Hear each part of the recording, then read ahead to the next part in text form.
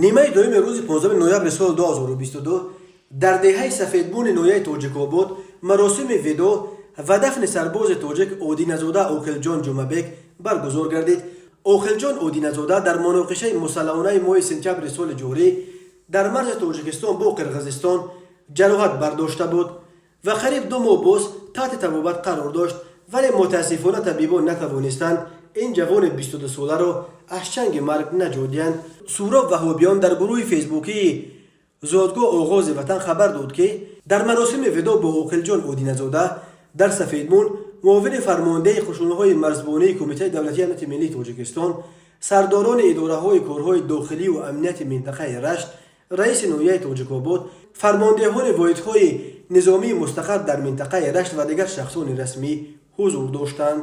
بنا به اطلاع سهراب وهابیان، اودینزاده اوخیلجان زاده و ساکن دهه سفیدمون نویه تاجیک‌آباد بوده 22 سال داشت و بهار سال 2021 به خدمت حربی دعوت شده در یکی از واحدهای مرزبانی در مرز اسفاره ولایت سوخت خدمت میکرد.